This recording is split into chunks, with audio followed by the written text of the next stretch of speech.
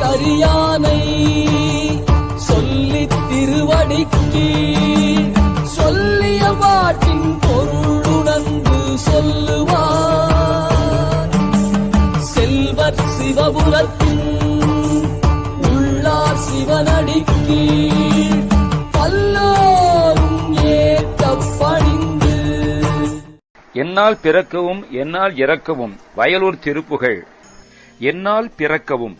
என் திறத்தால் நான் பிறப்பதற்கும், என்னால் இறக்கவும் என் திறத்தால் நான் இறப்பதற்கும்,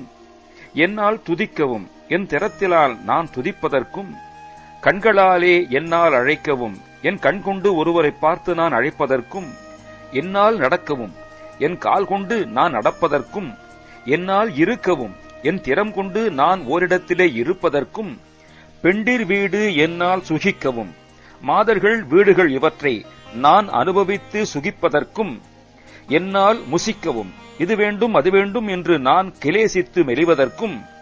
என்னால் சலிக்கவும் இது போதும் என்று நான் அலுப்புறுவதற்கும் சோர்வு அடைவதற்கும், தொந்த நோயை என்னால் எரிக்கவும் ஒன்றோடொன்று வாத பித்த சிலேஷ்மங்கள் பிணைந்திருப்பதால் வருகின்ற நோய்களை அல்லது வினைச்சேர்க்கையால் வருகின்ற நோய்களை நான் எரித்து தள்ளுவதற்கும், என்னால் நினைக்கவும் பல நினைவுகளையும் நான் நினைப்பதற்கும்,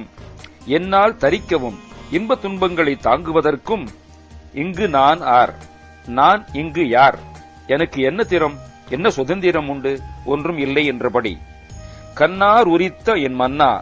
கல்லினின்றும் நார் உரிப்பது போல என் நெஞ்ச கனகல்லி கனிவித்த கசிய பண்ணின அரசே, எனக்கு நல் கருணாமிர்த பதம் தந்த கோவே, அடியேனுக்கு நல்ல செவிக்கு அமிர்தம் போன்ற பதம் உபதேச மொழியை அருளின தலைவனே, கல்லார் மனத்துடன் நில்லா மனத்தவ, உன்னை கற்று அறியாதா நெஞ்சங்களிலே நிற்பது என்பதையே நினைக்காத மனத்தை உடையவனே, நெஞ்சில் தங்காதவனே, கண்ணாடியில் தடம் கண்டவேலா, கண்ணாடி போல மிக தெளிவு உள்ள தடம் நீர்நிலையை வேல் கொண்டு கண்டவனே. வயலூரிலும் முருகவேள் தீர்த்தம் கண்டதாக ஐதீகம் இருப்பதால் இப்பாடலில் குறிக்கப்படுவது வயலூர் தடாகமே சக்தி தீர்த்தம் எனப்படுகிறது. இந்த தீர்த்தத்தின் பெயரே வேலால் தோன்றியது என்பதை விளக்குகின்றது.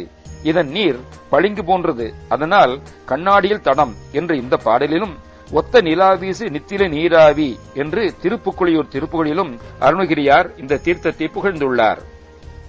மன்னான தக்கனை முன்னாள் முடி தலை மண் வாளியில் குளும் தங்கரூபன் மன்னா, அரசாக விளங்கின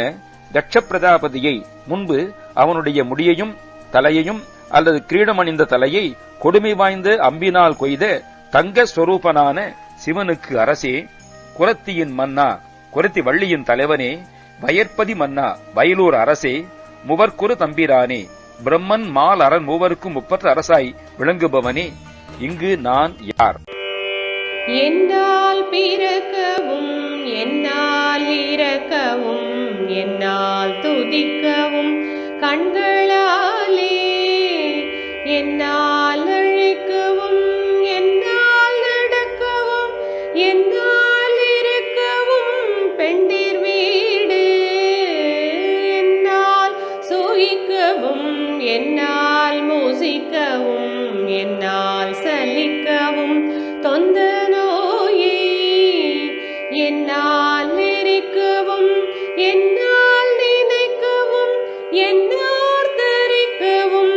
இங்கு நானார் கண்ணார் உரித்த என் மன்னா, எனக்கு நல் கர்ணாமிருத பதம் தந்த கோவே, கல்லார் மனத்துட நில்லா மனத்தவ கண்ணாடியிற்றிடம் கண்டவேலா, மன்னானதகனை முன்னாள் முடித்தலை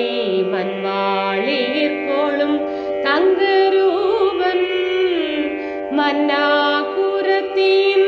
மன்னா வயற்பதி மன்னா